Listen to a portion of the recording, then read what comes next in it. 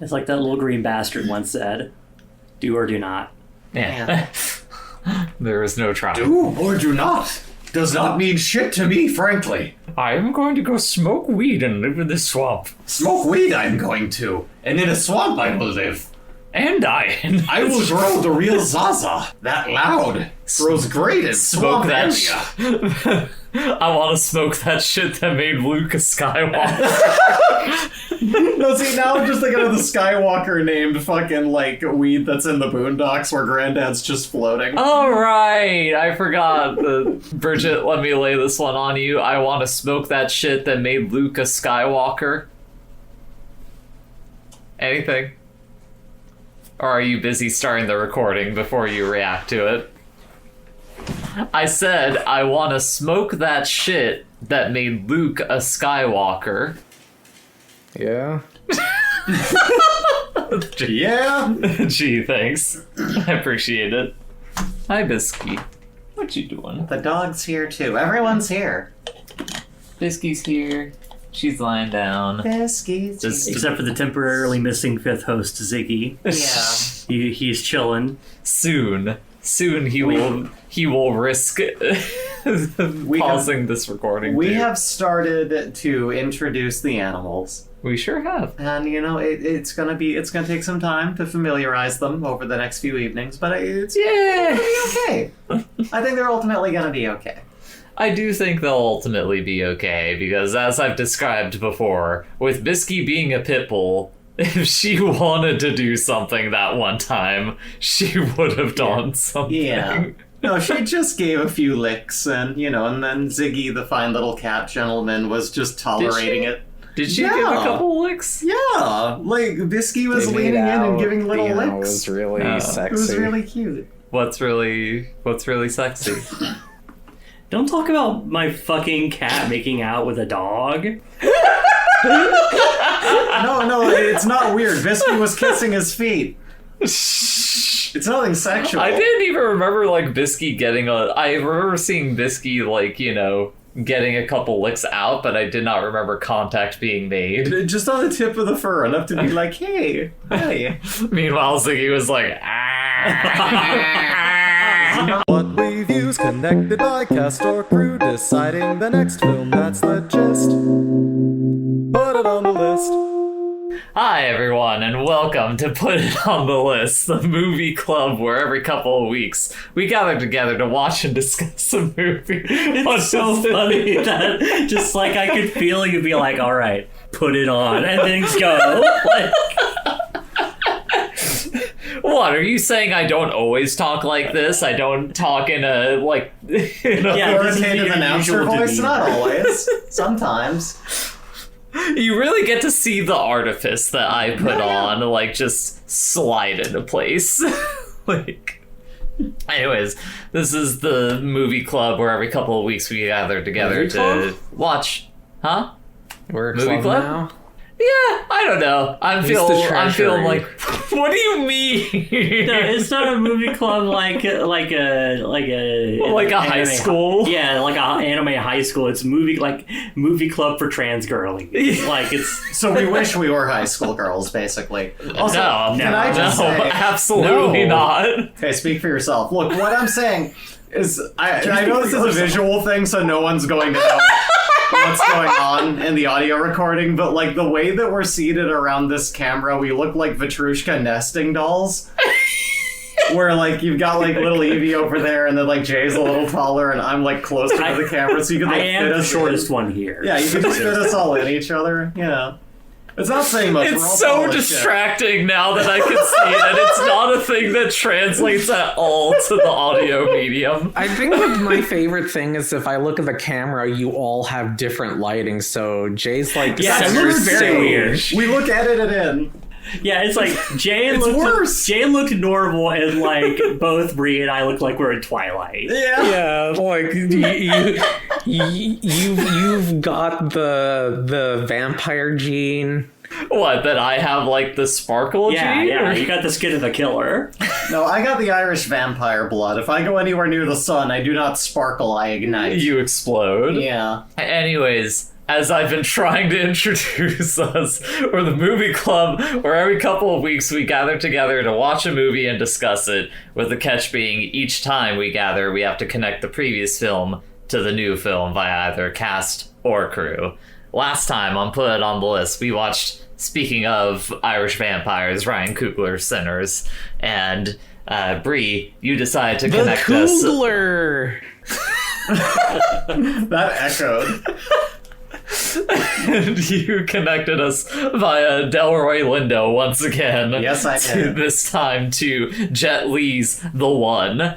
I Which... once again made an escape out the Lindo, and I led us to... Hey! How long have you been planning that That one? just occurred to me, Okay, actually. good job. But I led Not us to bad. Jet Li the One. Here's what I knew about this going in. Nothing. I knew that it was kind of a cheesy action flick, and I was like, one of these days I want to get to seeing it. I heard about it when it came out when I was younger. And I'm like, one of these days I want to watch it. I didn't know anything going in, and it was a treat. It's certainly something. I can Yeah. guarantee that much. It's very funny that somehow we usurped Paul Chapman's post on the movie podcast discussing Jet Li's The One completely accidentally.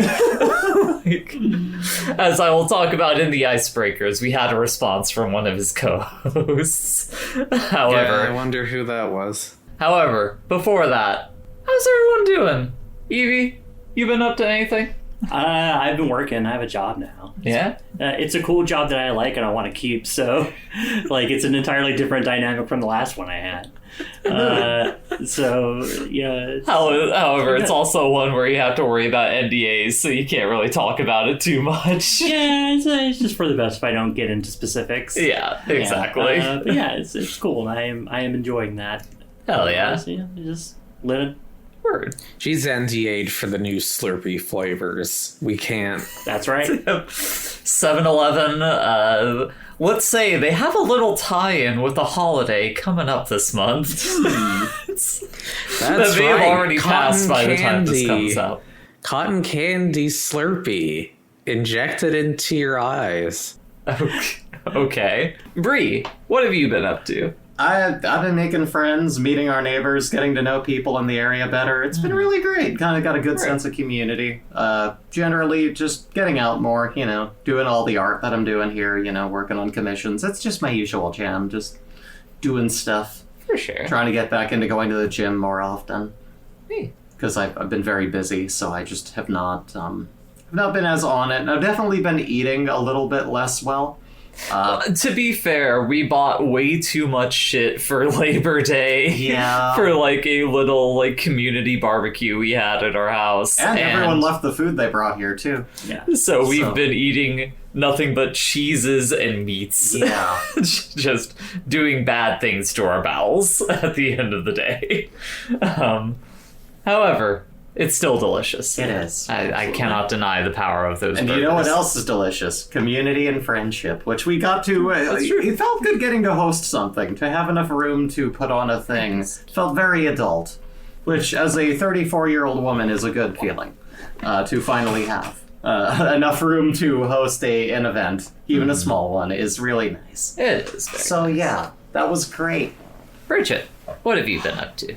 What have I been up to?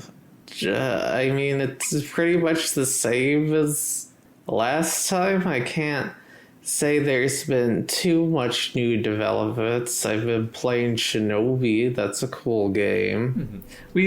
I don't want to say we've been bereft of experiences, but because all we've been doing lately is just going out and doing stuff. It's oh yeah, I don't have media to talk about. All I can really say is yeah, I went out and did this thing and it was a good time. We've caught up with the summer when Hikaru died.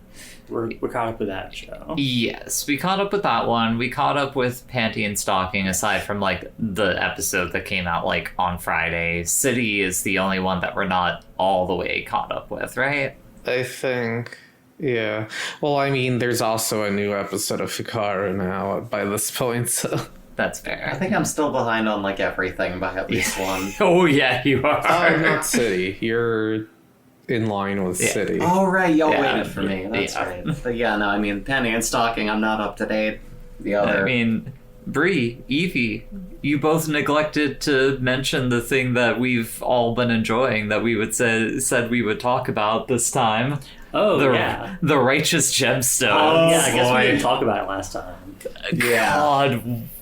So the Righteous Gemstones is the latest project by like Danny McBride, Walter Goggins, David Gordon Green, those guys. They've done like Vice Principals, they did Eastbound and Down. Very much like how would we describe the kinds of shows that they make? Like adult like dramedies, I guess. It's pretty light on the drama. Yeah. Like Crime thriller comedies? I guess like yeah, I don't know. It's mostly just like multicam sitcoms, right? Where it's like kind of. yeah. But like it's What if you were watching Crazy Ex-Girlfriend, but everyone in the show was her? Like, basically, everyone is just such a fucking monster, and it's hysterical. Well, you have to lay the groundwork of why they are all monsters, which is like it centers around a family that runs like a mega church that like in the fiction of the show is like the nation's biggest like mega church like institute. Yeah, it that is exists. the Walmart of churches. Yeah. And it is more than anything, it is a scathing indictment of nepotism. Yeah. Yeah, scathing indictment of nepotism, prosperity gospel, Yeah. like evangelical Christianity writ large. Like it's very funny, and every character on it is pretty much like the worst person you've ever met in your life. There's specifically a spot in like the first season where this one character, like the sister, who's kind of just been like this almost cartoonish buffoon of like a girl bully like type character, and you've just kind of been like, oh, she's so annoying, and she delivers this like 5 to 10 minute long monologue about this thing that she did to like one of her teachers at some point, and it just opens up like a perfect portrait of how she is maybe one of the worst people to ever exist in the world. Yeah, just like the kind of diatribe that it's just like, oh my god. It's just like it's so like is self unaware. Yeah. Where it is like she is telling the story to like a guy she's trying to get back with, like as an example of like the other love that she's had in her life. Yeah. And it's just like, oh, this is horrible. But it's just so funny. Yes. Because she just keeps talking about it. Keeps going. And the show feels like it is an exercise in like the writers trying their best to like how much empathy can we squeeze into these characters while still making it like impossible to like divide them from how fucking awful they are as human beings. And they walk a hell of a tightrope doing that. Yeah, like there's just like countless moments of that throughout the show. It's great. It's terrible. It's mostly a really good show, except for the parts where it gives in to like it's like that kind of level of comedies, like lesser impulses. Like there's an episode that starts with like the epicac, like someone throwing up, making another person throw up, making another person throw up, like just throwing up. For yeah, and it's maybe the one point in that show where I was watching it, it's just like, okay, we move on from the bit. Yeah. We gotta get out of here. Let's get this fucking train rolling. I've never understood vomit humor. It's not for me. But then, like, a few minutes later, like, one of the other characters just walks up to them with, like, a shuriken inexplicably in his head. It's just, like, it's... But yeah, we won't spoil too much, but it's a ride. We definitely recommend checking it out. I'm excited to see, because at this point we're in the back half of that show, so I'm excited to see where it ends in particular, because it feels like it is very much a show that is like kind of mapping what is the eventual like just full collapse this family. Yeah.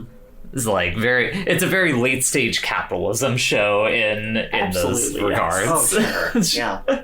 Like, that is the other thing that I kind of mapped onto it, aside from nepotism, is just it being very much about how, like, the, like, people who are, like, fully devoted to, like, capitalism and exponential growth, like, just kind of eventually, like, it becomes this weird, like, inbreeding effect where, like, each, like, following generation of those capitalists just become less and less efficient at the thing it is that they are trying to do because they're raised with everything, as opposed to, like, having to fight to get up to that point. Yeah, and also, like, it heavily features, like, the marriage between, like, capital and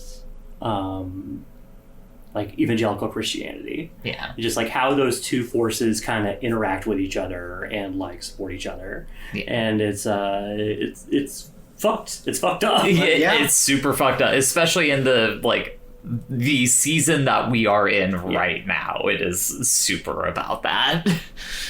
But yeah, that's been about what we've been up to. Was there anything else you want to touch on, Bridget, or, like, same old you were saying? I've started watching Futo PI, which is the anime sequel to Kamen Rider W, which, if for those who don't know, the thing with this Kamen Rider is he is made with two people, like a fusion. Oh, I see. Before we watched Shin Kamen Rider, like, 2 episodes of Kamen Rider W were the only Kamen Rider I'd ever seen. Oh, really? Yeah, it's just like, oh, it's the one where, like, the guy goes Joker and the other guy goes Cyclone, and they merge into the one guy and he karate kicks people. Oh. In this one, people become monsters / Kamen Riders by USB sticks placed in the human body. USB dicks? Sticks. Oh, okay. It's the, like, Discord compression made it sound like USB dicks. That's right. You gotta get fucked to get your monster powers. I mean, it's literally two men uniting. But yeah, it's neat so far. Like Evie said, basically they can switch up their powers between, like, the main one, which is the one where he goes Joker, and or, like, another one where he just basically has Luffy powers. But yeah, it's interesting. Surprisingly, a lot of the action is not done in CG, and it is interesting. I will see how I feel about that. It is based off of a manga sequel, so it is not anime original. However, they make a slight reference to the live action show, but so far it hasn't really, like, drawn attention. It's more of an illusion than, trying to hyper connect the two. That's right. Get your USB in you, and you can become the road man who vomits up roads. All right, then. I'm going to take your word on that. Tokusatsu villains. Yeah, I was going to say, just a bunch of little freaks all over the house.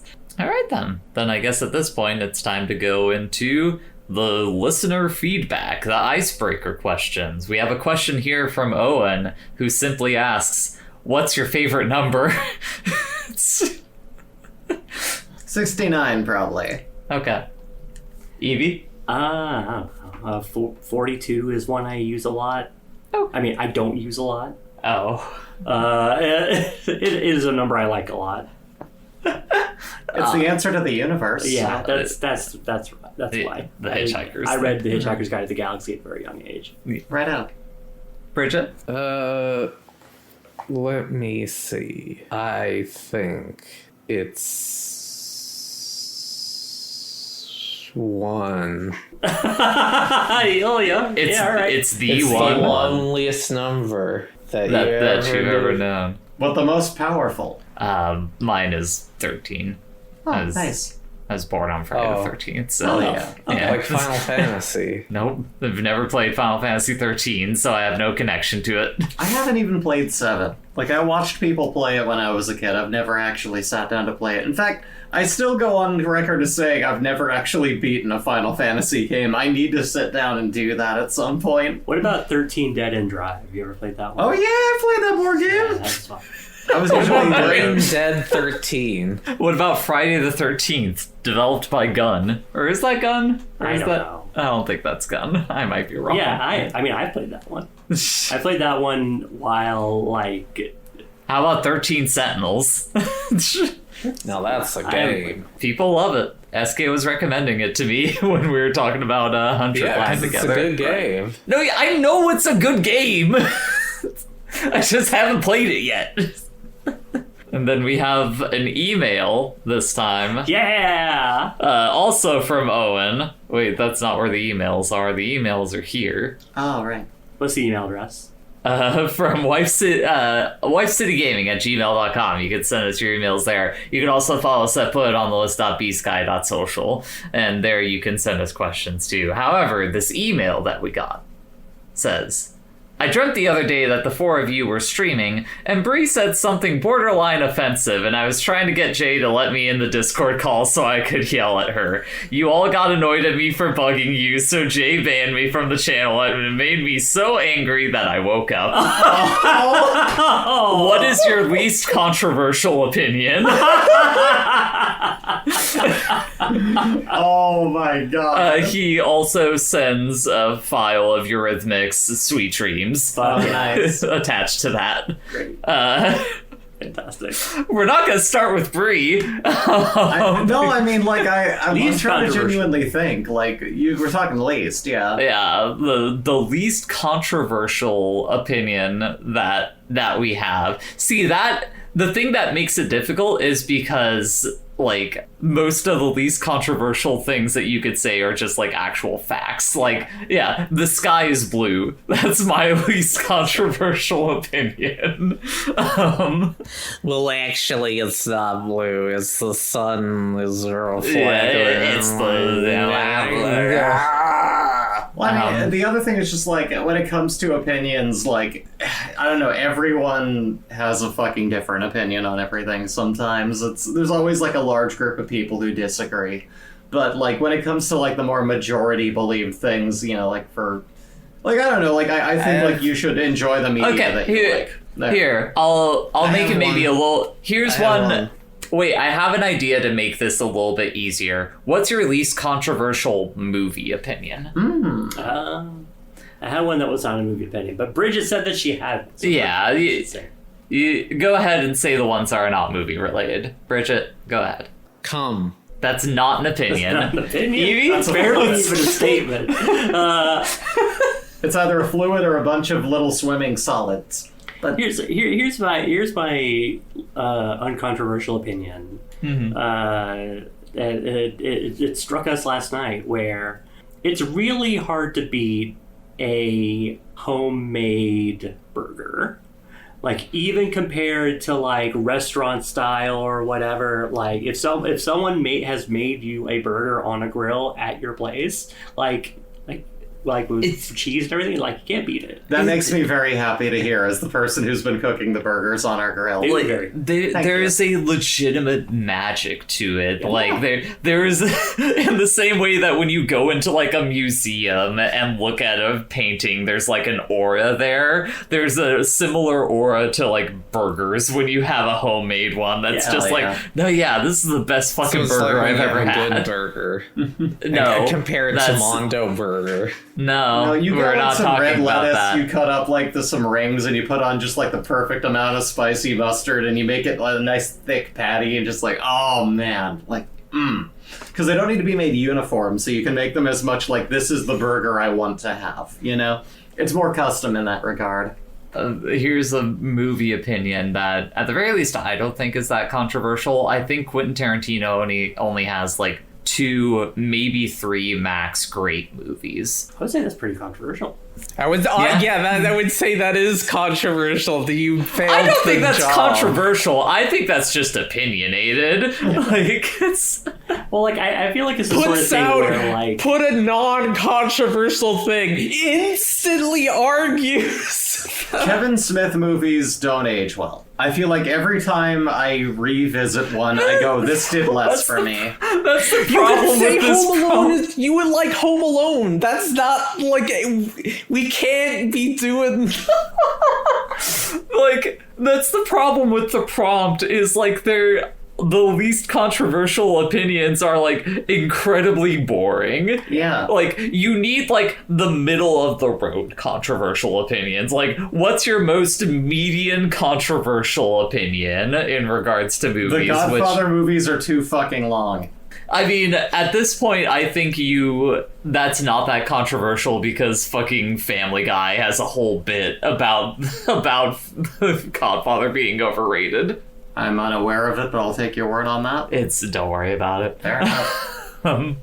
Is Lawrence of Arabia more your speed? I don't think she's ever seen Lawrence. No, I just know that there's something with like a running horse and like a stereoscope. And I don't know. Anyways, that's my like middle of the road controversial movie take. Is like I think Quentin Tarantino only has like 2 or 3 great movies. I think he has plenty of good like passable movies. Sure. I just think that like he only has a couple of great movies that I'm like, yeah, I want to watch that shit. Yeah, like that's an interesting answer because it's the sort of thing where it's like I feel like a lot of people would like on its face like get defensive about it, just like he's got more than that, and then think about it and be like,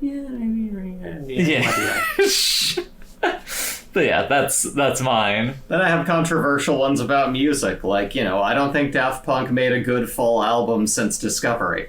That's pretty controversial. Yeah, that's real fucking controversial. But wait, what's your like either least or like at most middle of the road controversial opinion? I'm confused. Are we doing movies or like what's just in general? I've lost the thread on the this. general. Like I said, the general one is too hard because it's. But you made it harder by putting it through different. I'm sorry. I couldn't think of a good, like, least controversial, like, normal opinion to have. All of them are things that I feel like are less opinions and more facts. You know? Yeah, like capitalism is bad. Yeah, like every human being deserves basic rights and to not die. So, like, you know, I think we've more than answered this in a way that we sure. can. Here's one. Yeah. Okay. Hit me. Movies could use more cats in them. Oh yeah. Especially when no harm is visited upon the animals. Yes. I've seen cats a number of times, so I agree Wrong with cats. Evie. What Wrong do you mean? cats. Those are cats. They're not in cats. the title. They're people dressed as cats. But they are I mean, cats. actual cats. They're jellicle Making cats. memories. All alone in the moonlight. Help me. Get me out of here. Bree, this week you had us watch Jet Li's The One. Take us through a cursory rundown. Do we of not Jet have Li's more comments? Or is that a... We have a couple of comments, but they're very, like, long ones. Yeah, we should just get into the film. Yeah, like... So, Jet Li in The One. The One is about, and as it's very kind of, like, flatly explained at the beginning with the lore dump, basically, there are endless fucking universes through which you have many different doppelgangers, and essentially this person decided he doesn't want to have many ones of him in the universe. He goes through wormholes and takes out his versions of him in other universes and gains their power. So this guy is like running around, jumping, punching, and like doing crazy shit because he's just getting superpowers by absorbing the energy of the other versions of him in other universes. And it's so cool. The bolts is not. Hold on. Okay. The metaphysics of this movie are fucking crazy because it's like there are not endless multiverses. There's 124 multiverses. There is a very There's finite 124 that he exists in. That's not how multiverses work. It is. There are universes where the Earth never came to be. Yeah, it's established that's how it works in the movie. Okay, Yeah. sure. Like Well, there's each a one's finite made number by a and, black like, hole. Yeah, every time a black hole opens up, a new one is made, and that facilitates the travel as well. So it's like, so there's a finite but constantly increasing number of universes. And this guy has found all 120 something versions of himself, Except for one. except for one who is the heroic Jet Li instead of the villainous Jet Li. You So know, there is, villainous Jet Li hunted down Dreadlock Jet Li. hunted down before we get into that, Jet before we Li get with into that, Fabio hair. Before we get into that, there is basically a giant like militarized task force of police whose entire job it is to make sure people aren't jumping around causing time havoc. Which specifically the evil Jet Li had been a part of. However, at some point, like, He decided, oh, this is sick, actually. he killed, for some reason or another, they say it in the movie, I can't remember how it It's happened. like he had to kill.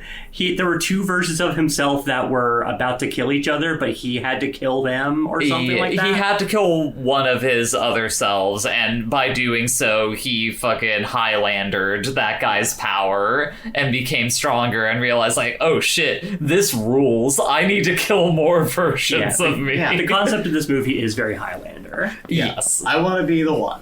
He wants to be the guy. Yeah, there can be only one. Yes. Except there is not only one, and like it is a severe imposition to make sure that you are the only one. So like when watching this movie, my main thing I was thinking of is like, okay, so if one of you dies in a different universe, do you just automatically get their power? I think you have to Highlander them. Yeah, I think you need to go specifically. kill them. Yeah, I think it's the whole thing is that it disseminates the energy inside of your The soul or metaphysical whatever. particles that come off of your that's the dead other part body. of the metaphysics of this movie is that it implicitly supposes that inside of a person is like a reservoir of energy that gets like disseminated to the other versions of you when you are killed, unless you are killed normally and then nothing happens. Brought to you by the free yourself, pee yourself meme. Fill yourself, kill yourself.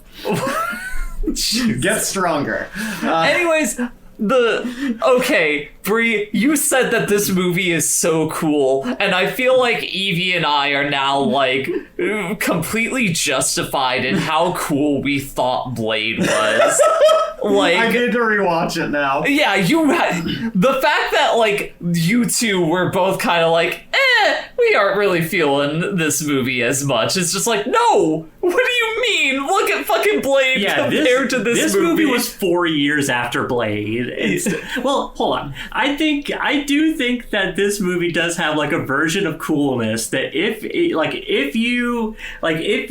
syncs up with you, I can understand believing this is the coolest shit you've ever seen. Like, It's the most 2000 movie ever. The first, like, 20 to 30 minutes of this movie are incredible. Yes. Like, it is phenomenal because you have, like, old school, like, text crawl with, like, early 3D graphics, like, in the background, like, lore dumping for you. And then you have, like, the sequence of... What's the name of the first? Is it Lawless? Lawless is the first guy that gets killed. We have one universe's version of Jet Li getting escorted out of prison and like supposedly getting like, is he getting taken away to be executed or just I to think he's be getting protected? transferred or something. Yeah, I think It's they're something trying to like zip that. him back to his universe, I think. Yeah, but they're like taking him down to the loading dock and throwing him in the back of the prison truck when suddenly like someone starts shooting at them from like an air vent. from inside an air vent, like, and immediately just pops Lawless in the head and he's dead. And then as the cops are going to like examine it, like Evil Jet Li pops out of the air vent and Bodies by Drowning Pool starts playing. The way that he doesn't just jump out of like the air vent, he like shoves his hand with a pistol through through like the metal of the vent and starts shooting. There's a lot of good peekaboo moments in this movie. Yeah. There's that one, and there's later on when Evil Jet Li is in like the attic of the like hideout attic in Jet Li's house asking for his gun. We get the like sped up slow mo of him beating up and throwing these guys up in the air while he's zipping around and they're slowly floating away. The effects of this movie suck.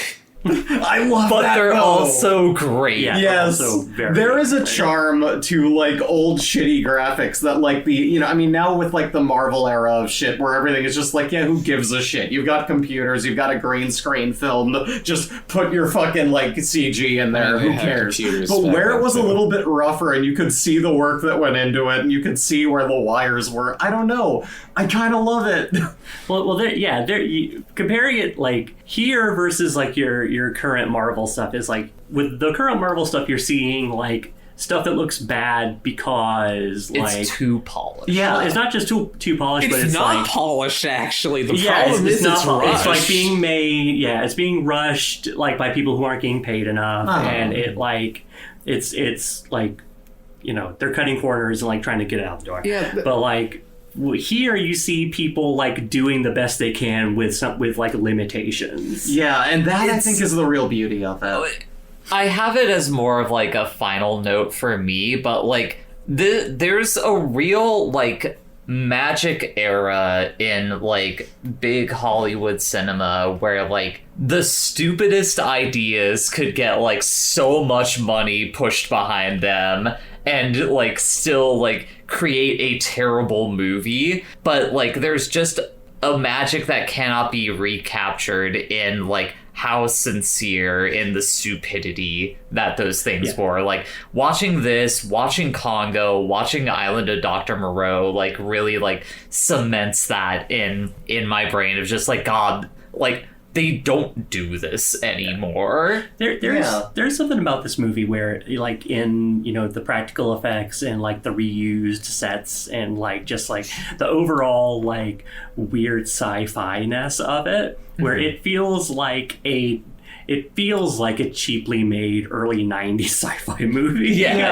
Like it's kind of future war a little bit. Like, and that's the other But, thing. like- oh, sorry, go ahead. But in a way where it's charming in that way. Yeah. Yes, And I think that absolutely. like that's another thing that the problem comes in with a lot of like modern sci-fi or like fantasy is that like this doesn't wink at the camera. It fucking commits. It goes, we believe in this fucking vision of this stupid plot and we think are it's going fucking in. cool to make Jet Li fight himself. Yes, and like it is. the most since what I would say is like the Rosetta Stone for getting this movie or not getting it is there's like a scene in the middle where Evil Jet Li is driving around in a car that he's stolen and is like going through the radio and he like can't find like a good station and then he gets to one that has like some butt rock ass new metal on it and he stops on that and is like He's like, yeah. this is cool. It's just like if you see that scene and you laugh at it, you get it. Yeah. Like it is translated for you. If you tank that and it does nothing for you, then you will never understand this the movie. needle drops had us like busting up laughing. That's part of So good. that's part of why the first like 20 minutes of this are incredible. Yeah, you like- have the drowning body, the drowning there's- bodies. The I most combined the two. famous part of this movie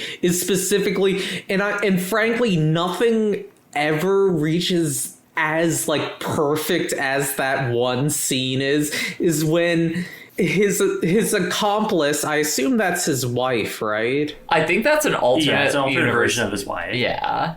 Comes in, has a rat with huge balls just walk. They don't comment on the giant balls. Well, of no, crap. okay, we have to set the scene more because you have to like paint the whole picture of it for it to really like hit, which is that specifically like evil Jet Li has been captured, and essentially they're like doing their version of like a life sentence, which is sending him to like an alternate universe, like prison they're sending world. him to like To jail prison world. Yeah, and they have him strapped down to the chair, like almost like an electrical chair, and they're getting ready to teleport him, and he like starts delivering this monologue about like how he's gonna be the one, how he wants like all the power. Yeah. And all while this is going on, she is like sat down and she like does like a gesture down, like presses a button down by her shoe, and you see a rat come out of her shoe, and you're like Like a little high heel door pops out. yeah. Well, and you're like, what the fuck is up with this rat? And then the rat turns around, and you're like, that rat has giant balls. I didn't even know. Why does that rat have giant balls? It's got like a little like antenna thing sticking out of it. It's got like a I grenade thought he was pin going to help coming out him of break its... out. I thought he was going to like I thought that was going to help him pick his way out or something. He was going to crawl in there. No, yeah, and But- like he's all the while he is still delivering this monologue. Yeah. So you're like trying to focus on what he's saying, but it's like trying to have a conversation with someone, but you notice they have like a booger hanging out of their nose, and you're like, Yeah. I can't focus on what you're Like saying. it's too because late there's a now rat. because if I tell them, they'll be like, "How long has it been there?" And you didn't say anything. It's like recently how we were like going to a record store and saw a bunch of people like riding motorcycles and were like trying to have a conversation about like this giant motorcade, and Bree's just suddenly like, wait, what's happening over there? And there's just two pigeons fucking. Like it's a movie that is just succumbs to like ADHD. So what happens The with that piece rat? of resistance, though, is wah. Yeah, the rat, she like detonates the rat, and as soon as she does, it starts with Down with the Sickness by Disturbed. Come on, get down with the sickness. And it's the listen. stupidest thing I've ever seen in my fucking life. So good. Listen, so the soundtrack is Disturbed, Drowning Pool, Godsmack, Papa Roach. This was a time in place, and it's very much a stamp of its time. It's just it's so perfect, like butt rock early sci-fi, like fucking cheesy, It's like not early sci-fi. not sci-fi, sorry, Early 2000s. early is what you meant 2000s, to yeah. say. I'm just saying, like as a film, like it just so perfectly encapsulates the time that it's in, and it's just. Man, it's too on the nose, and I love it. So this rat with giant balls explodes. Yeah. And evil Jet Li manages to escape to the last remaining universe that has a version of himself in it. I'm sorry, I can't agree with the metaphysical idea that there's only 124 different universe versions. I'm not of saying that it himself. makes sense. I'm saying that it's wild. It's a wild decision to make. Oh no, yeah. I guess it has to be it has to be like definitively there are finite versions. There's a finite number of versions of you in order for the concept of the movie to work. Like, you're not wrong about that. Like, I don't want to take that part away, but it's just, it is one of those weird little picadillos that I specifically have where I'm like, I mean, like the part of it is just like in the years since this movie came out, like the multiverse thing has become like a really more entrenched like part of media. storytelling. Sure. And like it's way more common for things to be like there are a billion versions of everything everywhere. Mm-hmm. You know, this runs directly counter to the idea of everything everywhere all at once, right? Oh yeah. Yeah, totally. God. Okay, so we have the escape into the other universe, and we are then introduced at that point to the good Jet Li, who's just like just like a cop. Yeah, just an LAPD cop. What is it about the universal energy of Jet Li seems to attract him to being a cop in the universe of the one? Well, this because he leads to, started like- off as a cop. This leads to the thing, like, because he was such an anti-authoritarian and wanted power, and these big evil fucking, like, you know, Spaceballs, you know, Starship Trooper dress my God, motherfuckers were trying to stop him from doing what he wanted to do and becoming just his own person. I didn't read that he wasn't the protagonist. Like, I read the whole thing like, yeah, fuck those cops up. Yeah, no one's gonna stop you. You're the master. you You're killed the that one. guy. Let's fucking go. You're the master of your fucking destiny. Even when he, like, fucking, like, you know, CG2, like, bicycle smashes the cops with the big motorcycle, like, 3D Hulk ringers. ultimate destruction. I'm just like, yeah, let's go. Fuck those cops up. I feel like I saw that like specific clip like so many times like in the promotion of this movie when I was a kid, but it never like carried forward until I saw this movie for real. Oh my god, it's so good. And I do see where Bree's coming from, because like the protagonist of the movie, like the heroic Jet Li, he does have goons. Yeah. It's so fun. Why he just has like 3 cops that keep following Everybody around. who are just like, you know, you got Tom, Dick, and Larry here. Yeah. I hate those Jet Li boys. They drive me to drink. He just has such a lovable energy. Like, that smirk wins me over. It's like, he's gonna be the one. He's my guy. I'm rooting for him. Wait, what do you mean he's the evil one? He's fighting a cop. That can't be true. Okay, so here's the thing that I don't like about this movie. Okay. What did Like, you like about this movie? The thing that bums me out about this movie is that there aren't enough shots of just like Jet Li doing stuff. Yeah. Yes, 100%. Yeah, there's not enough shots of like there's a point like at the end of the movie where like it's like, all right, time for what you're all finally here to see, which is Jet Li fighting himself. Yes. And that part's great. And like basically any time where it is like an uninterrupted shot of Jet Li doing the cool Jet Li stuff that Jet Li does. Like, but there are just so many like quick cuts where like you don't really get like a good shot of him doing stuff, or like it's clear that it's just a like there's some effects thing going on, or like they're cutting to a stunt double or something, where it's like you don't like the cool thing about Jet Li is like how much of a physical actor he does, and like he can just like the way he moves is so like compelling to watch, and it's so cool. Oh yeah. But like This movie does not really give him that. It's trying for most of it. Yeah. It's trying to have him like act, which is like not. It's not great. Basically, anytime this movie slows down, it's kind of a death knell for me. Like compared to something like A Blade, where like Wesley Snipes is just such a general presence, even in like normal scenes with him, that like it is compelling to watch. Versus Jet Li, where like him coming home after like getting shot by like evil universe him, like he just kind of leaves the hospital at first. Carla, I don't know how to pronounce her last name. Gugino. Like she's you know the various forms of Jet Li's, you know, lover or wife or whatever. Yeah. And like she kind of does her best, but she is not given like basically anything. She just kind of shows up and is murdered, like, and then he has to be like, I gotta get this guy because he killed my wife. Yes, I don't care if you have to kill me if I kill him. This is what has to be done.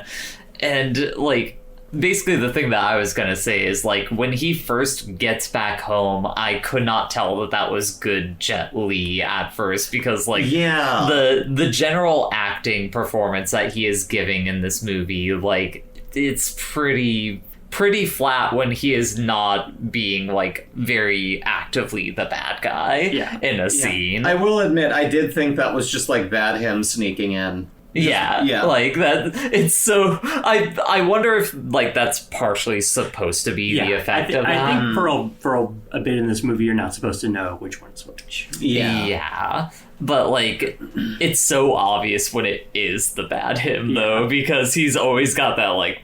Yeah, like he's got a saucy look on his face. Like again, Brie, like. The bad version of Jet Li is killing it in this movie. Oh yeah, like to the point where just like at the end, when he's like, that's the best part of the movie to me. Sure. When he's just like, fucking You are Linkin all Park. my bitches. yeah, What is all essentially y'all. one of the CG Linkin Park like music videos in the background is he's atop an Aztec pyramid. Yeah, he's on top of a beating ziggurat. people up for all eternity. And he's just like whipping people's asses up there. It's just like it's like a Mortal Kombat cutscene. While Last Resort by Papa Roach plays. It's so fucking awesome. That's another thing to point out is like there is we were all feeling it, a very Mortal Kombat feel to when he's fighting himself. yeah. How they shoot that, not just the movies, but like the games too. It's very like mechanically like we're going to computer like set this so that like it looks like with the camera you're going like in the fucking air, kicking this guy in midair. The shit that's like very clearly you're being suspended by a wire. Yeah. Very like sped up, slowed down shit that it's like I love those effects so much because they're so integral to like the movies I grew up with. The That's thing, how shit looked.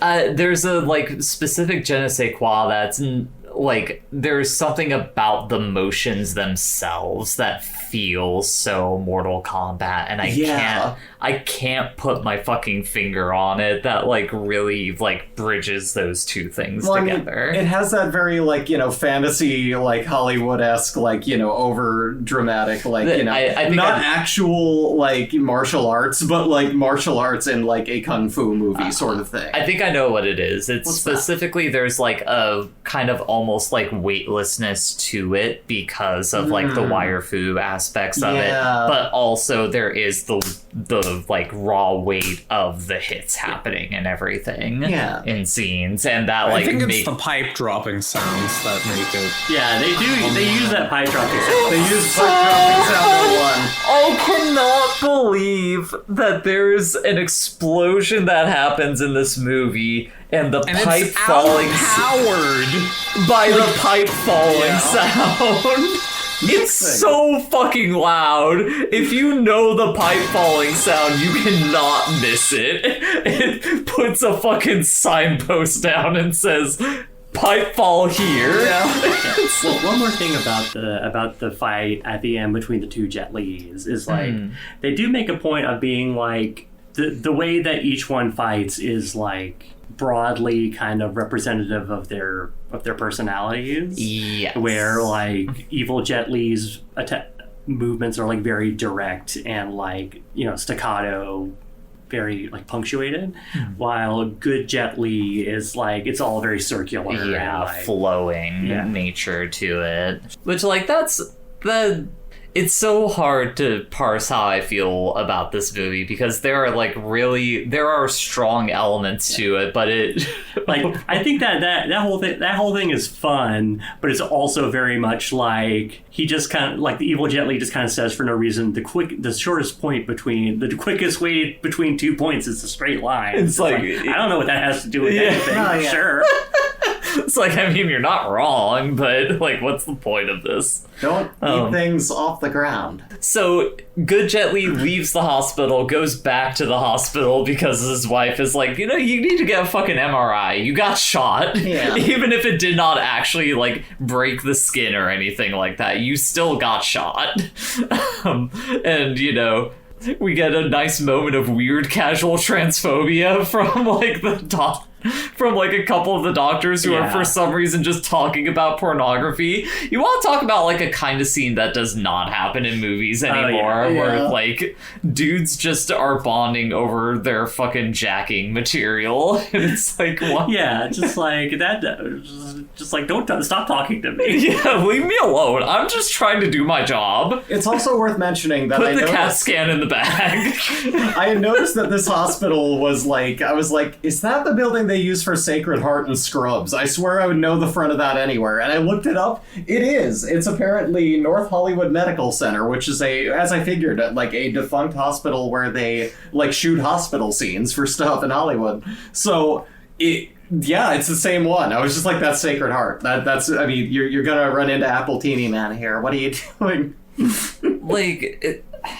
Part of why like this movie is so hard to parse for me is like there is a sincerity to it, but like the parts where it's trying to be sincere with like its character arcs are just all so flat. Like the relationship between Jet Li and his wife, and also between Delroy Lindo and Jason Statham in this movie, where like Delroy Lindo is like the veteran cop who's like effectively one day away from retirement, who's like all by the books. Like Jason Statham is constantly wanting to kill the shit out of evil Jet Li, and Delroy Lindo's like, no, we can't do it. We can't do that. We don't know what would happen. The surviving cop just what were you saying was like playing kind of like diet what's his name? Oh yeah, Jason Statham's whole thing in this movie is ridiculous, because like this is before he like became Jason Statham as we know him. Yeah. And so like he is just doing a Bruce Willis impression through this entire movie, and it sounds bad. Like his face is scrunched trying to put on this accent that it's like, what are you doing? It's awful. And they have him describe a lot of the like plot, like a lot of the lore. They have him dump a lot of information in that voice. That is the most egregious thing that this movie does, is it has Jason Statham do the exposition dump, and I'm just like, I can't understand a single fucking thing you're saying. It would be one thing if he was delivering that like as just Jason Statham, because like that would be pretty good. Yeah, sure. But like him doing it in like this fucking fake New Yorker accent, like I'm walking here type John shit. Sleepy Like, Estes. oh god, it is. It's that guy. He's the kind of guy who would like talk over an intercom, but like also put his hand over his mouth, thinking that will make him sound like someone over an intercom. Where it's like, you don't need to. It'll do that for you. Like, oh god. But yeah, it's like the casting director saw a photo of like specifically baby Jason Statham's hairline. It was like, that's Bruce Willis. We have to get him for this movie. This is a Bruce Willis. It's a Bruce Willis. We need to get him in here. Listen up, Jason Statham. This is a private matter. But speaking of hair, we kind of did like skip over it, but like when they're initially looking at all of the versions of Jet Li that he killed, they're putting some wigs on him. They're putting some wigs on him. They really had some fun with that. That montage felt like they were just like, let's just slap some good wigs on Jet Li. And judging from the look on Jet Li's face in all those photos, he was there for it. He was like, sure, I'll put on fake dreadlocks. I'll put on a Fabio wig. I had a thought. So, like, were the dreadlocks written and picked for the movie before they knew that they weren't getting The Rock? And then they just went, you know what? Fuck it, we're going in. We're going in. Fuck, that's a good question. Yeah, that is a good question. And it's like, that is something. If you don't know, listener, apparently this movie was originally supposed to be a vehicle for Dwayne "The Rock" Johnson before they wisely switched gears and made it about Jet Li instead. Yeah. God, that movie. I'll talk about alternate universes. Yeah, that movie would have been fucking awful. Terrible. Like the worst fucking movie. Alternatively, it comes out as a huge success, and like that's how we get the universe where The Rock becomes the president. he becomes like a big thing just like a little bit earlier, and then it's like, oh, he's the president now. Wait, something that strikes me is the main reason that Jet Li goes back to the hospital just to get his gun. It could be because like so much of the front half of this movie is good Jet Li being like, I gotta get my gun. I mean, they've also zipped to the universe where President Bush gave universal. Oh my god! There's so much weird like alternate history stuff in this, because like the first universe with Lawless in it, like there's President Al Gore. Yeah, and then good Jet Li is in the universe where President Bush, where it is George W. However, he's enacting universal health care. Just swinging for the fucking that makes face. sense in no universe. No. He would have George W. Bush would have sooner sent every poor person to the prison planet. So this bizarre alternate universe, he's like, well, I've got healthcare. I might as well go to the hospital. Turns out I don't have to open Guantanamo Bay. I found this alternate universe that I can send all the immigrants to. all of the all these random people we picked up in Afghanistan based on no reason exactly. We just put them in a hole. We put them in a hole, and they're now fighting on top of a ziggurat for all eternity. Oh my god, that sucks. Alternate universe where 9/11 is committed by interdimensional Al Qaeda.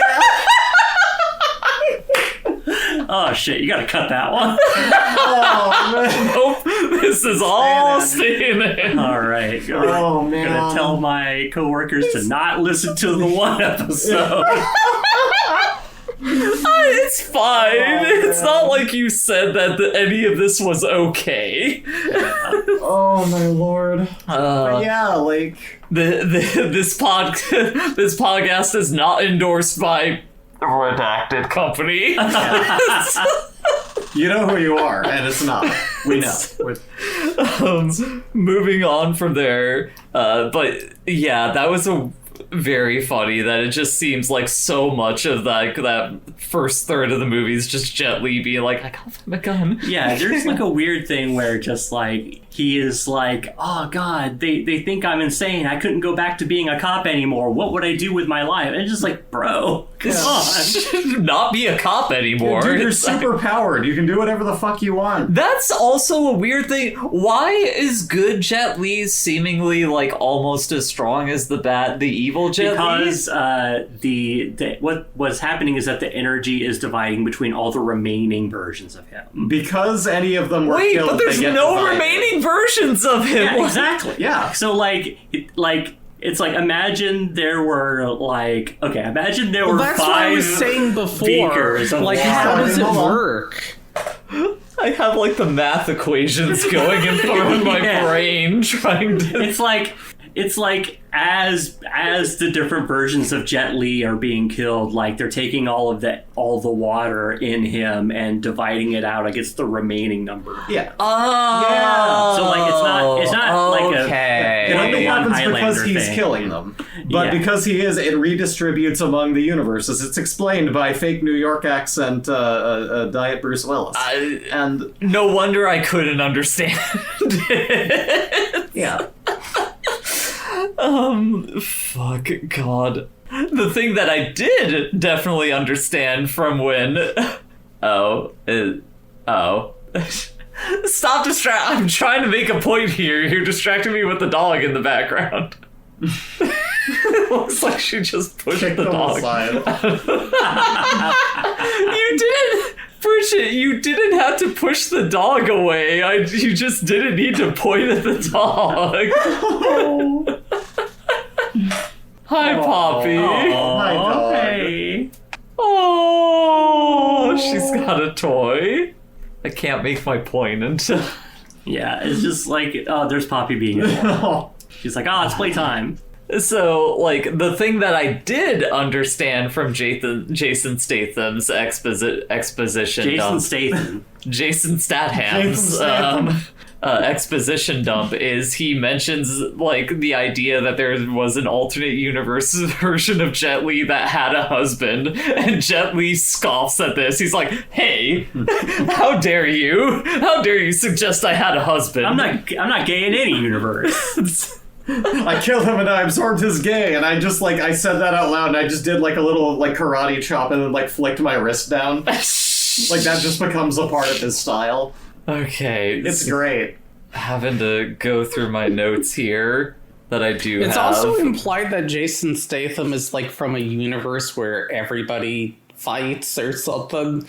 Is Yeah. it? Yeah, because they talk they kind of allude to it in a couple places where he's like, oh, he's from a bad universe, and that's why he's so ready to just Kill. gun people down. Gotta be honest, I don't have much else to say about this movie. It was very funny having the connecting thread of not simply Delroy Lindo, but also the same actor playing himself in different phases between Michael B. Jordan and Jet Li. Oh, yeah. In Sinners and The One. What were you gonna say, Evie? There's also at the end of the movie, good Jet Li and evil Jet Li are sent to their respective fates. Bad Jet Li is sent, of course, to the horrible prison planet where he fights a bunch of guys on top of a ziggurat for the end of time. And good Jet Li is sent to like Mr. Rogers' Neighborhood or something. It is like weirdly like the most chipper version of Los Angeles I have ever seen in my life. It really does have like the Wachowski sisters version of Speed Racer level of like high hue. Yeah. Like very dialed up. Saturation. Saturation, that's That's the more word. what you're thinking. Yeah. Do you think he has to like go and then like read all the history books and stuff to understand what? I want to see the sequel to this. That's this Jet Li trying All to of fit his friends into and this family just movie. think he's kind of an idiot. Where they're just like, wait, you don't know about that? Okay, whatever. You don't remember? You don't know Grippy? You don't know Grippy? You don't remember when President Ross Perot enacted universal health care for everyone? Vice President Jesse Ventura had to punch a guy on the What do Senate you mean floor. can I afford to see the dentist? What are you talking Like, about? it's kind of fucked up. His wife died, and so they're like, here, have a replacement wife who is technically a different person. Yeah, this is another universe where you're about to save a dog and meet that wife again, and you'll have that spark, but everything's a little different. Yeah, I mean, except you have the advantage because you've already had a relationship with this woman, and she has no fucking idea who you are. Yeah. It's a very weird dynamic.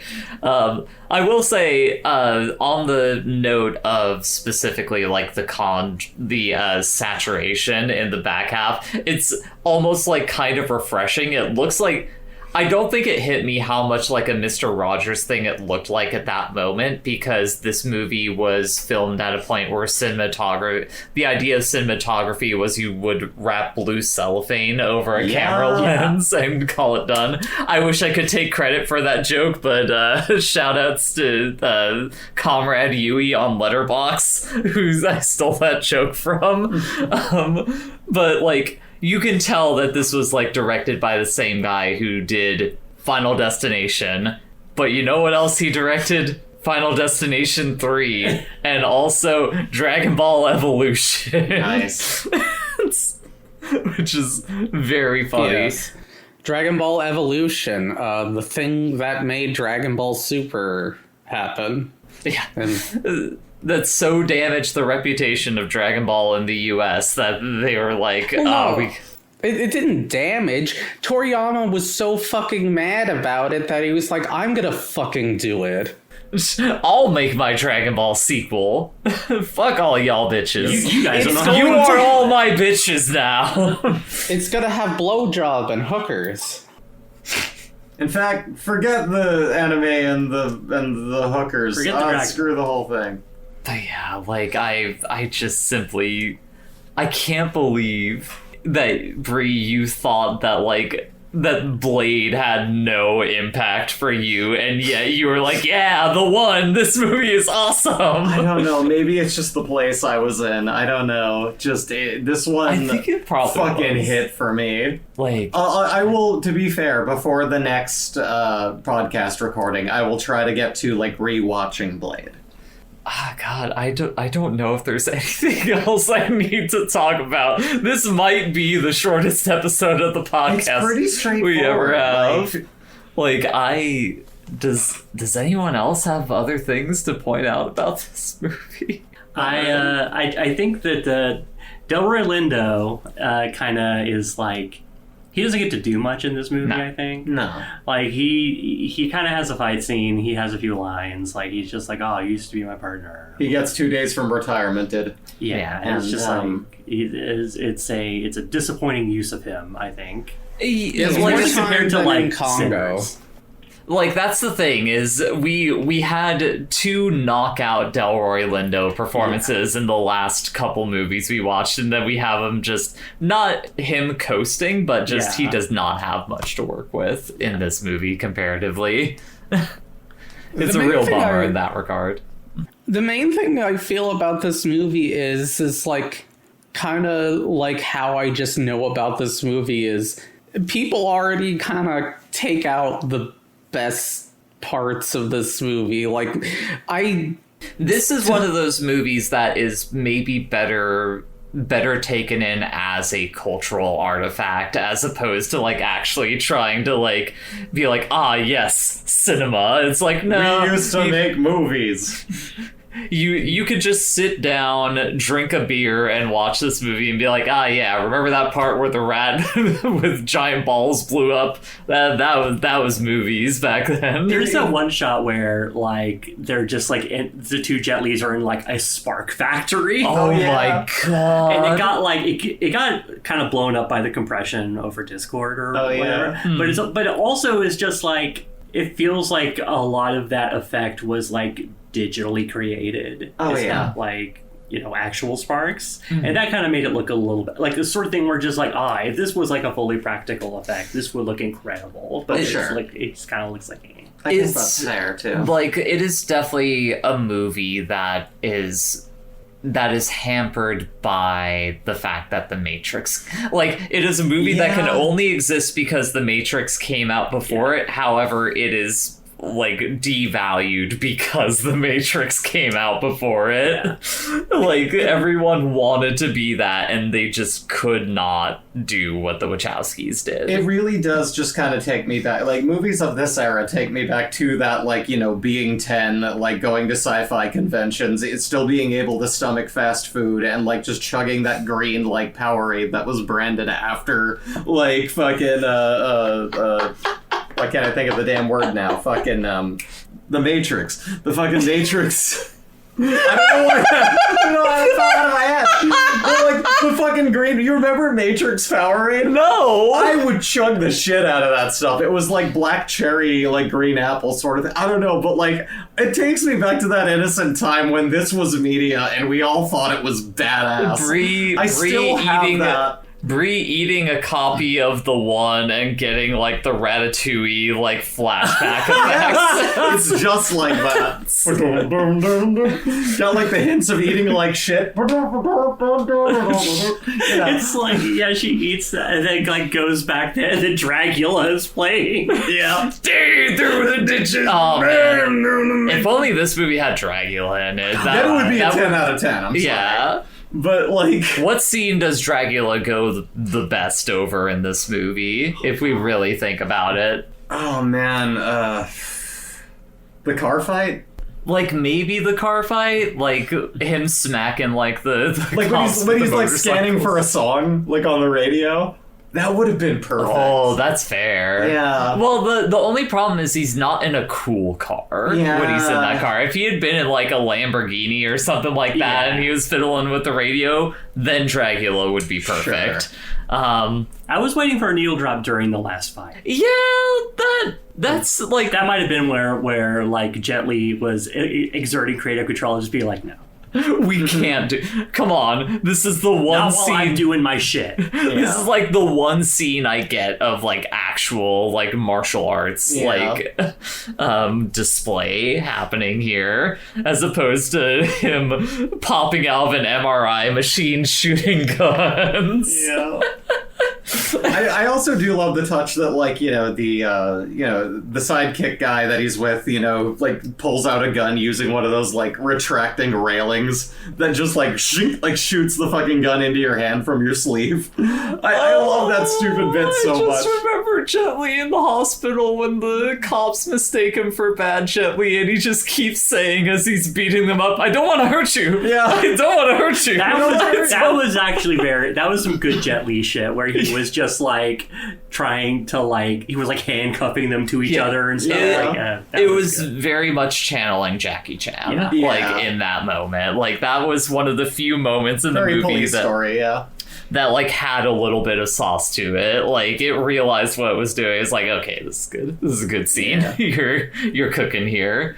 Fuck, what else? I feel like there's another thing that I remembered in there, but like you said something, Brie, that like triggered a thing in me that I remembered, but now it's gone. What did you say? I mentioned like some of the energy kind of feeling like Jackie Chan, feeling like police. No. Before the thing that I mentioned. Crap, that would have been like the gun thing with like the retracting. Yes. Yeah. Remember, the fucking like weird communicator device that Jason Statham pulls out like 5 times in a row in the final fight. Every time I saw that thing, I was like, yeah! Like, I want that.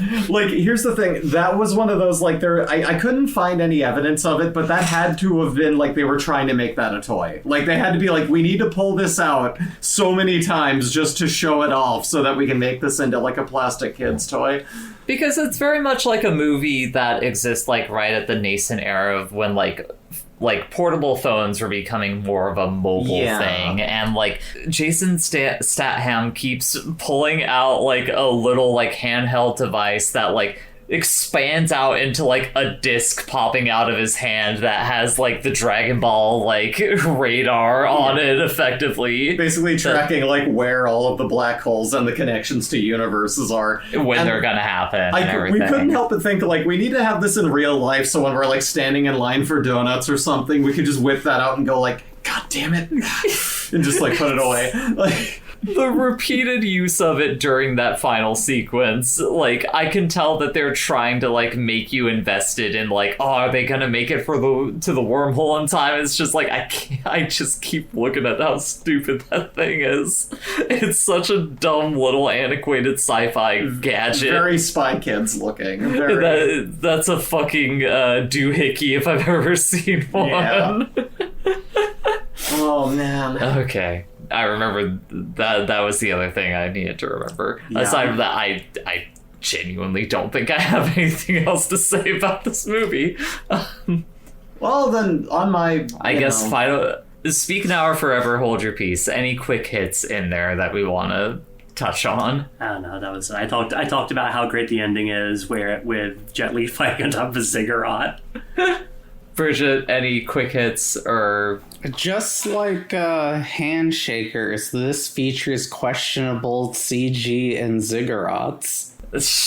I did not know ziggurats were prominently featured in Handshakers. Mm-hmm. All right. Well then, Bree, on to final thoughts. What are your final thoughts about Jet Li's The One? I mean, as I've kind of already mentioned before, this is, if you are like me, if you're a freak and you love kind of getting that, like, nostalgic rush of, like, good, stupid, like, action, like, that, there's just something about this that really resonates with me. I mean, that was my time. That was my, like, coming of 10 years old and questioning the system moment of my life, where I became this, like, thinking entity with opinions and went, like, man, this is so fucking cool. And, like, that didn't go away for you. You're gonna love this film. It's a fun little romp. I really am glad that we watched this. It was as action-packed as it was just fucking hilarious in its stupidity. I loved it. Bridget, what are your final thoughts on this one? I mean, it was okay. Like, the things I liked about the movie, I kind of already, like, had seen those bits through osmosis and the like. And those bits are really good. As you kind of pointed out, like, all of my favorite bits and, like, stuff are kind of in the first half of the movie. And then, like, the fight scene at the end and the ending. But that middle chunk is just, like, eh. It's not dire, but it leaves something to be desired compared to the rest of it. Evie, final thoughts? Yeah, I'll echo the notion that it was okay. Like, it was a fun watch. I watched it while high, which was good. I probably should have done that. It makes me want to. It made me think, I should watch more movies that have Jet Li in it. Like, I should watch like Hero or Cradle to the Grave or some shit. Yeah, Romeo Must Die. Yeah. All right. Well, my final thoughts were the thing that I kind of hit on earlier, which is just like, more than anything, this movie is like really helping cement in me like that period of time where it felt like Hollywood would at least like take risks on their movies. You don't get like The One or a Congo or something like that in this day and age. Like, you simply just have IP Yeah. as the avenue for definitely still putting out dumb schlock. Yeah, like, wringing out mediocre garbage, but however, a recognizable thing they can throw the same money into. Yeah, and they wouldn't really hang a movie on someone like Jet Li anymore. That's another thing, is they just don't have those kinds of things that they like hang on a person to that extent. And But what about Black Adam, Jay? Black Adam. but that's still relying on IP with like the DC like comic book universe at that point. I guess that's true. Like that's the thing. The one, regardless of how derivative it is of other things, is still technically an original idea. Yeah, like the thing I was kind of getting at is like, like this movie very much feels like Hollywood being like, America, check it out, it's Jet Li, look at how fucking cool he is. Yeah. And then kind of like trying to deliver him in a way that is palatable to like American audiences. Mm-hmm. And like kind of maybe not really getting there. And like, but that is something that they wouldn't even like bother trying anymore. Yeah. Like you have someone like Simu Liu, who is he was Shang-Chi in the Marvel stuff, but it's like all like, and like that's always something that's like, we brought someone in to like deliver IP to you in perform that in a particular way, and not as much a vehicle of like, here's this guy who can do like incredible cool stuff, and like a reason, just like a way to like deliver that to you. Like it's a market difference in kind of like the 25-year sense. Yeah, like it just puts into stark contrast how much the environment around these things has changed.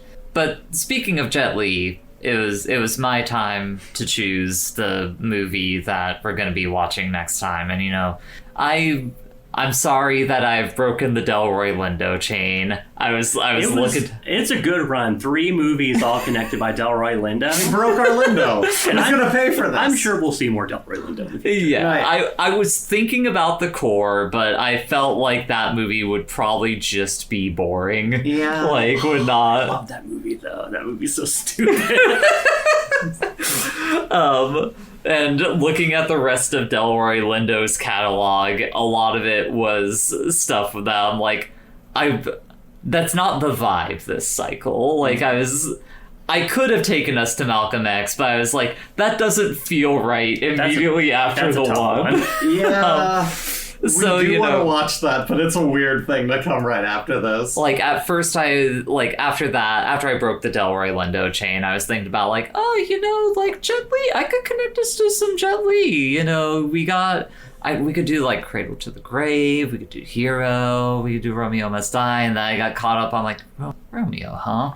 And I looked down the cast list and I found Harriet Sansom Harris, who plays Nurse Besson in The One of the hospital workers, and turns out that she was in another 90s movie, Romeo plus Juliet. Right. So we're gonna be watching next time Baz Luhrmann's Romeo plus Juliet. Yeah, I I'm don't ready for even some know what Baz this Luhrmann. is. I'm A intrigued. movie that was a cultural institution in my household growing up. That thing is integral to family upbringing. Wow. Like, literally, so here's the thing with Romeo plus Juliet. It is an exact adaptation, like, script-wise, of William Shakespeare's Romeo and Juliet. Like, they do not change the dialogue. It is the same, except it is set in, like,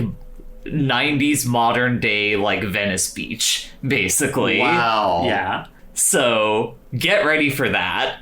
It's a movie that I've always like kind of had an inkling to check out, especially with like how much of a cultural moment that it was in the 90s. I was like, I should watch that. Sure. And now is my time. So next time we are watching Romeo plus Juliet.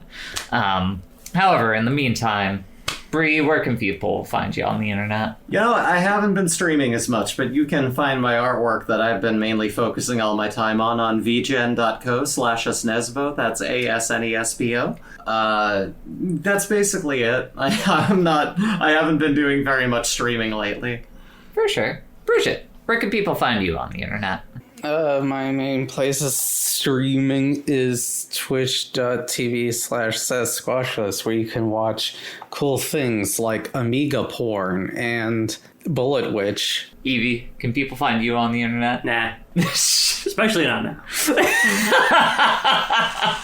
People can find me on the internet, but I'm not going to tell you where you can find me, but I will tell you where you can find the podcast, which that is putitontheList.bsky.social. Please follow us, send us comments, complaints, tell us, share us with your friends. Put it on the list.neocities.org, Wife City Productions on youtube.com, anywhere major podcasts are sold. Like, comment, subscribe, social media things. Put us on in the background when you're kissing. What was that, Bridget? Tell us what you like our review of the one and how it'll be so much better than Paul Chapman's Greatest Movie Ever podcast episode, and also the one where Town Pantage is also on. Suck it, Tom.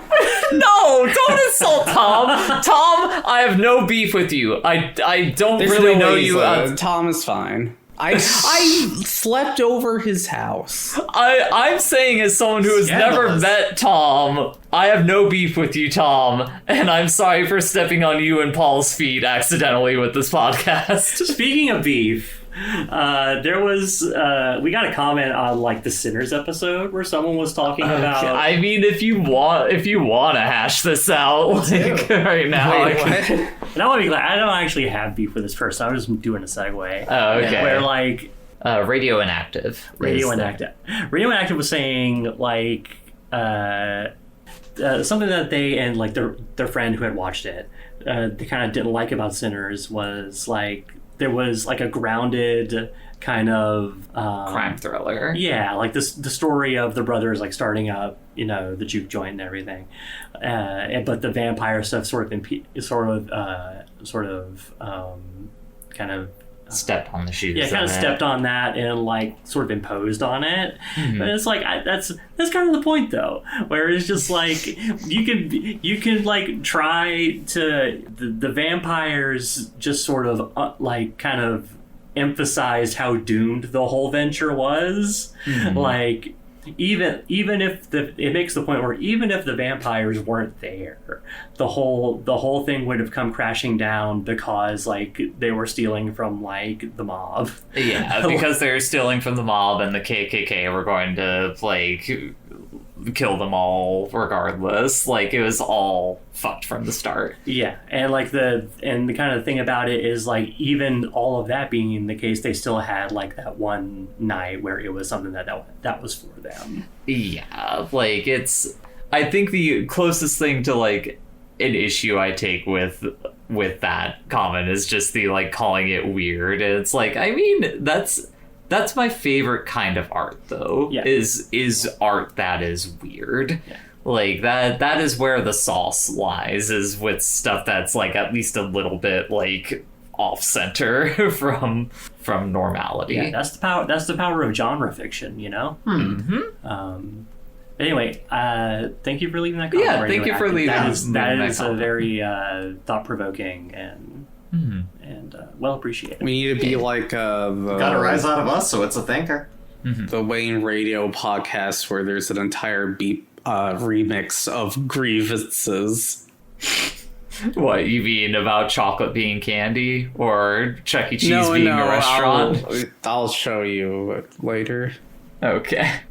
Well, anyways, bye everyone. We were winding down the podcast. Yeah, just like trying to wind. Your get up and go has gone up and went. Wait, let me sing the outro song. What we've used connected by cast or crew, deciding the next film, that's the gist. Put it on the list. Wow.